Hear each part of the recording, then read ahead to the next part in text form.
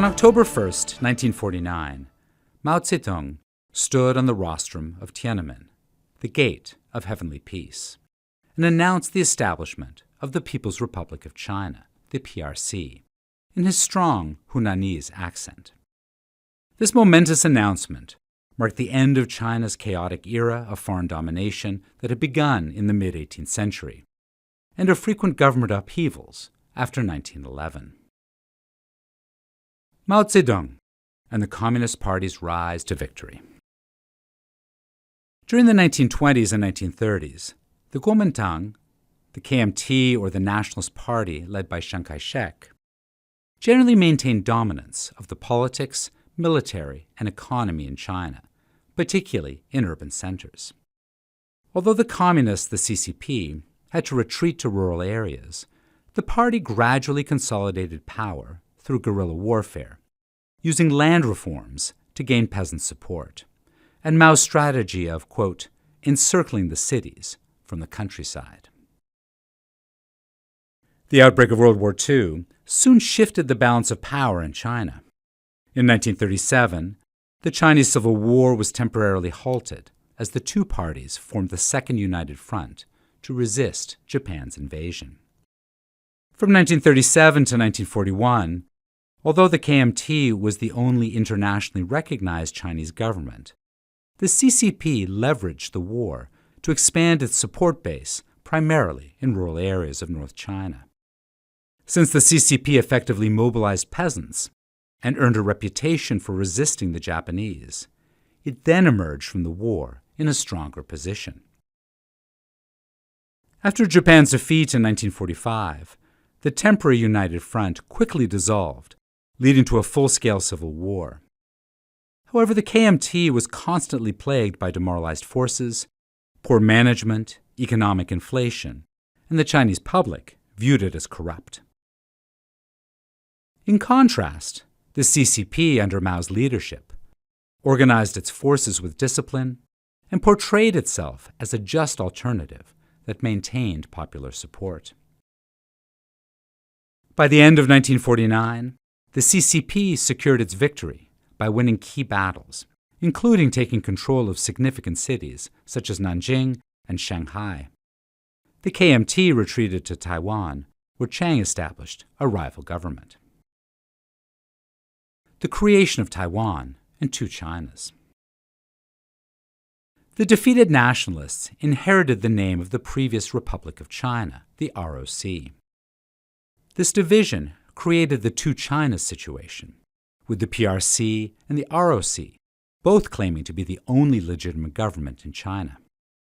Although the PRC gradually secured control over the mainland, the KMT maintained significant military and economic strength in Taiwan. In 1949, since most of the new migrants to Taiwan were professional soldiers who came from various Chinese provinces, the majority of people in Taiwan still identified themselves as Chinese. Over time, however, many Taiwanese have come to identify less with mainland China. A survey from 2022 indicated that about 60 to 70% of people in Taiwan identified themselves as Taiwanese only. However, Taiwan's official status remains complex and unclear. While the PRC claims Taiwan as one of its provinces, Taiwan insists on its status as an independent entity, which is acknowledged by 12 countries worldwide as of January 2024. The PRC during the Cold War. After World War II, the global geopolitical landscape shadowed the emerging Cold War between the United States and the Soviet Union. Many in the West perceived the establishment of a Red China as a threat. During the 1950s, a fierce debate over the loss of China emerged, frequently used by critics of the Truman administration as a severe failure. In 1950, the Sino-Soviet Treaty of Friendship, Alliance, and Mutual Assistance formalized the close relationship between these two communist powers. However, this alliance was not always stable. In the late 1950s and early 1960s, the Soviet Union practiced several policies regarding de-Stalinization and international peaceful coexistence with the West, which Mao criticized as revisionism.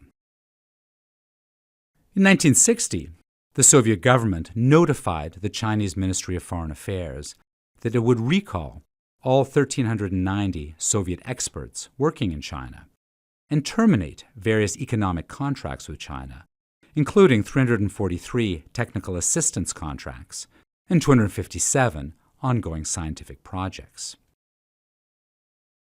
The Sino-Soviet split soon started. This tension was not lifted until the 1989 Sino-Soviet summit, in which Mikhail Gorbachev, the last General Secretary of the Communist Party of the Soviet Union, met with Deng Xiaoping, China's contemporary paramount leader, in Beijing. Returning to the global stage. Another significant consequence of the PRC's founding was its diplomatic isolation. The United States, having backed the KMT during the Civil War, refused to acknowledge the PRC as China's legitimate government. This diplomatic stance persisted for decades, with the United States preventing the PRC from assuming China's seat in the United Nations, a position held by Taiwan's ROC until 1971. In October 1971, the 26th United Nations General Assembly adopted Resolution 2758 by an overwhelming majority, restoring the PRC's legitimate rights in the United Nations.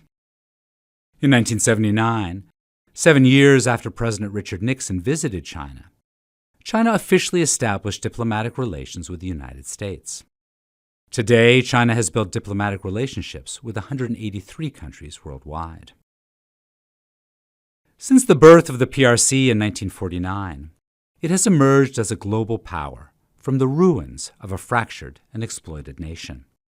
The victory of Mao Zedong and the CCP was the result of decades of civil conflicts and foreign invasions, culminating in the establishment of a socialist state that would play a central role both in World War II and the Cold War.